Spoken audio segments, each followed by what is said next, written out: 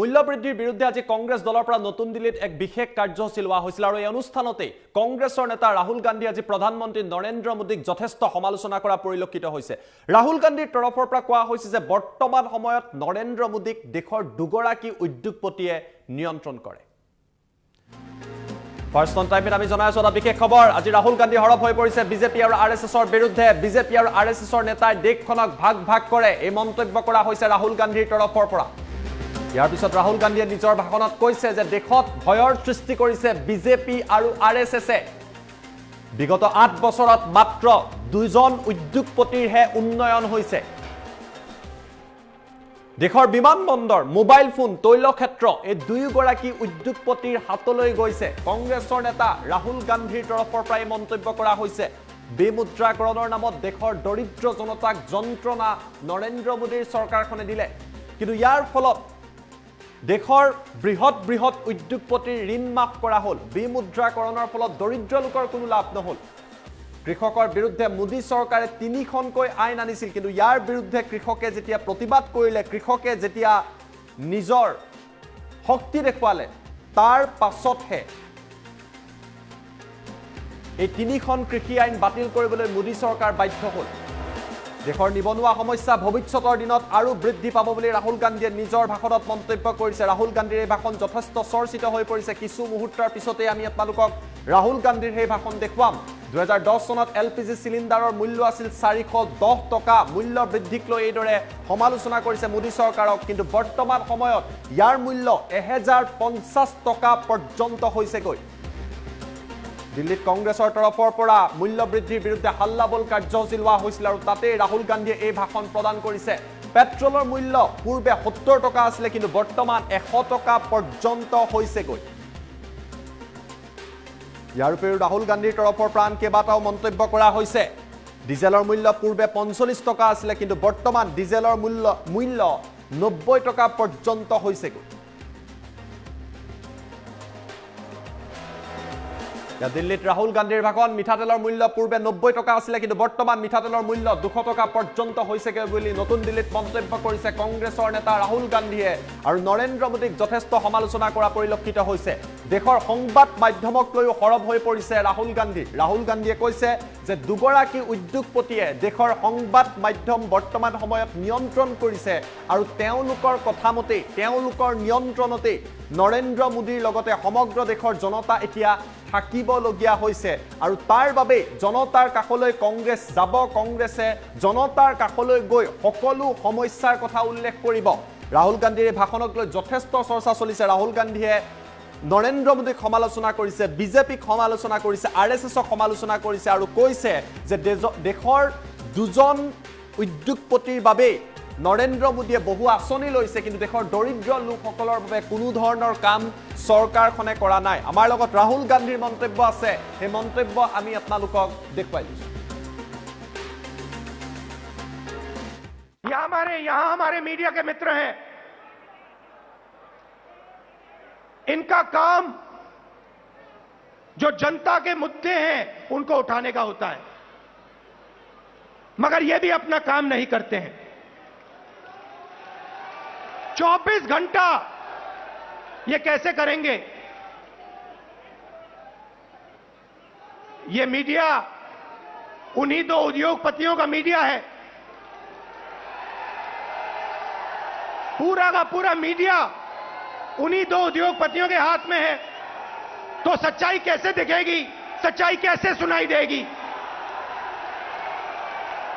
और जनता को सब मालूम है। जनता घर में टीवी ऑन करती है और जनता जानती है कि टीवी किसका है और टीवी किसके लिए काम कर रहा है।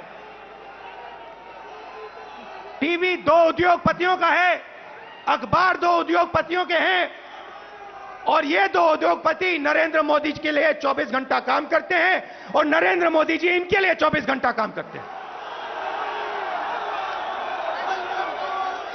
देश में बेरोजगारी,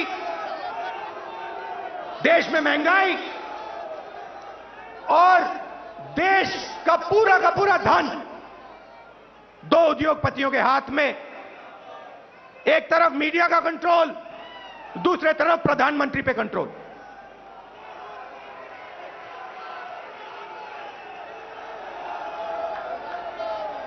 अभी किसी ने कहा नरेंद्र मोदी जी प्रधानमंत्री हैं, मगर मैं आपको एक गारंटी दे सकता हूं, नरेंद्र मोदी जी प्रधानमंत्री हैं, मगर उन दो उद्योगपतियों के समर्थन के बिना नरेंद्र मोदी प्रधानमंत्री नहीं हो सकते। मीडिया के समर्थन के बिना नरेंद्र मोदी प्रधानमंत्री नहीं हो सकते। और जो हिंदुस्तान के इंस्टीट्यूशंस हैं, चाहे मीडिया हो, प्रेस हो, चाहे हमारी जुडिशरी हो, चाहे हमारा इलेक्शन कमीशन हो, उन सब पर दबाव है, उन सब पर सरकार आक्रमण कर रही है। तो यात्रा की क्या जरूरत है? यात्रा की यह जरूरत है कि विपक्ष के सामने और कोई रास्ता ही नहीं है, हमें सीधा जनता के बीच में जाना पड़ेगा। मीडिया हमारा नहीं, सांसद में हम बोल नहीं सकते, तो अब कांग्रेस पार्टी और बाकी विपक्ष के पास सिर्फ एक रास्ता है, जनता के बीच में जाकर उनको देश की सच्चाई बताना।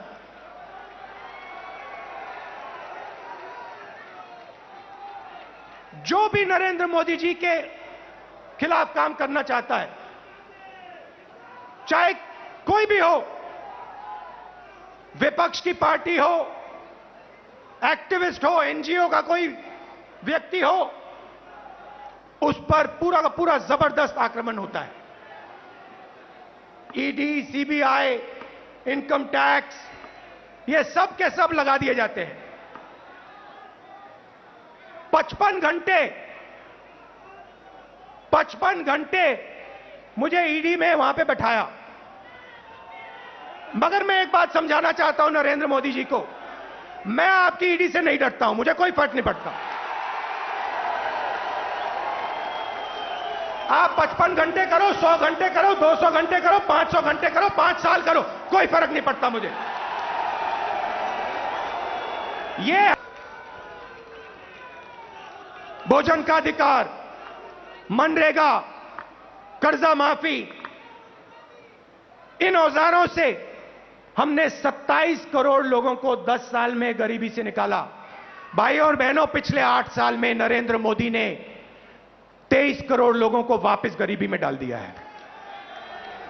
तो जो हमने काम किया 10 साल में, उन्होंने 8 साल में खत्म कर दिया।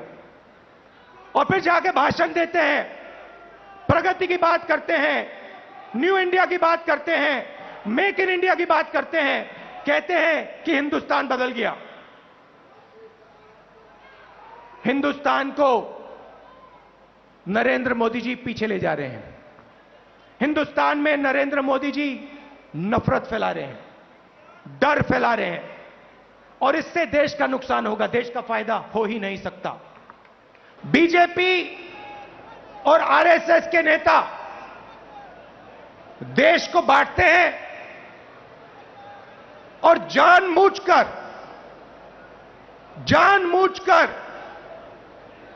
देश में भय पैदा करते हैं, लोगों को डराते हैं और नफरत पैदा करते हैं।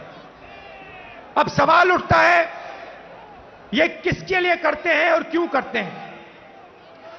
फायदा, इस डर का, इस नफरत का फायदा किसको मिल रहा है? भाइयों और बहनों, क्या इस डर का फायदा, नफरत का फायदा हिंदुस्तान के गरीब आदमी को मिल रहा है?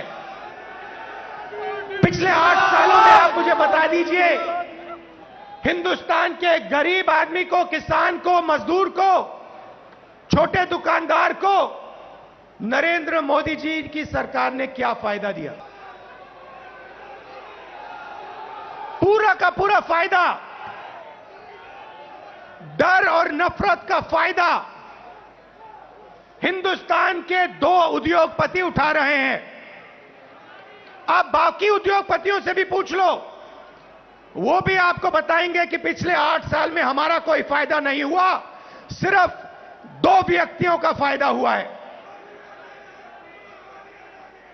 और देखने को मिल रहा है, चाहे एयरपोर्ट हो, चाहे पोर्ट हो, सड़कें हो, सब कुछ, सेलफोन, तेल, सब कुछ इन्हीं दो व्यक्तियों के हाथ में जा रहा है। मीडिया देश को डराती है, नफरत पैदा होता है और फिर पूरा का पूरा फायदा बीजेपी दो लोगों को दे रही है। आप देखिए, नरेंद्र मोदी जी ने नोटबंदी की। नोटबंदी से गरीबों का फायदा हुआ, गरीबों के जेब से पैसा निकाला, गरीबों को कहा काले धन के खिलाफ लड़ाई है, और फिर कुछ ही महीनों बाद आपने देखा कि जो आपके जेब में से पैसा निकाला गया था, लाखों करोड़ रुपए देश के सबसे बड़े उद्योगपतियों का कर्जा माफ किया गया। किसान का कर्जा माफ नहीं करेंगे, किसान के खिलाफ 3 काले कानून लाएंगे, कहेंगे कि ये कानून किसानों के फायदे के लिए है। अगर किसानों के फायदे के लिए है तो फिर पूरे देश में किसान क्यों खड़ा है, सड़कों पे क्यों उतरा है और आपके खिलाफ क्यों खड़ा है? ये 3 कानून किसानों के लिए नहीं थे, ये 3 कानून उन्हीं 2 उद्योगपतियों के लिए थे। और हिंदुस्तान के किसान को यह बात एकदम समझ आ गई, इसलिए हिंदुस्तान का कानून, हिंदुस्तान का किसान सड़क पे आके खड़ा हो गया और उसने नरेंद्र मोदी जी को अपनी शक्ति दिखा दी। और जब नरेंद्र मोदी जी को पता लगा कि हिंदुस्तान के किसान की शक्ति मेरे खिलाफ खड़ी है, तो नरेंद्र मोदी जी ने वहीं कानून रद्द कर दिए। यही बात जीएसटी के साथ हुई। कांग्रेस पार्टी एक दूसरी जीएसटी लाना चाहती थी, बीजेपी ने जीएसटी को बदला, 5 अलग अलग टैक्स और जबरदस्त चोट। जो छोटे दुकानदार हैं, स्मॉल और मीडियम साइज बिजनेस वाले हैं, मजदूर हैं, किसान हैं, उन पर चोट मारी। और आज हालत क्या है? और यहां स्टेज से बोलना मुझे अच्छा नहीं लग रहा है, मगर आज हिंदुस्तान की हालत यह है कि अगर देश चाहता भी है तो देश अपने युवाओं को रोजगार नहीं दे पाएगा। क्यों? भाइयों और बहनों, देश को रोजगार ये 2 उद्योगपति नहीं देते हैं। देश को रोजगार स्मॉल और मीडियम बिजनेस वाले देते हैं, देश को रोजगार किसान देते हैं, और इन लोगों की रीढ़ की हड्डी नरेंद्र मोदी जी ने तोड़ दी है। तो आज जो इस देश को रोजगार दे सकते थे, वो इस देश को रोजगार नहीं दे सकते हैं। और बेरोजगारी, जो आज आपको बेरोजगारी दिख रही है, वो आने वाले समय में और भी बढ़ेगी। एक तरफ आपको बेरोजगारी की चोट लग रही है और दूसरी तरफ महंगाई। मेरे पास आंकड़े हैं, 2014 में एलपीजी का सिलेंडर 410 रुपए का था, आज 1050 रुपए का है। पेट्रोल 70 रुपए लीटर, आज तकरीबन 100 रुपए लीटर। डीजल 55 रुपए लीटर, आज 90 रुपए लीटर। सरसों का तेल 90 रुपए लीटर, आज 200 रुपए लीटर। दूध 35 रुपए लीटर, आज 60 रुपए लीटर। आटा 22 रुपए लीटर, आज 40 रुपए लीटर केजी। तो एक तरफ आपको बेरोजगारी से चोट लग रही है और दूसरी तरफ जबरदस्त महंगाई। भाइयों और बहनों, हिंदुस्तान ने ऐसी महंगाई कभी नहीं देखी। नरेंद्र मोदी जी कहते थे 70 साल में क्या किया कांग्रेस पार्टी ने। 70 साल में कांग्रेस पार्टी ने इतनी महंगाई हिंदुस्तान को नहीं दिखाई। यह हमारे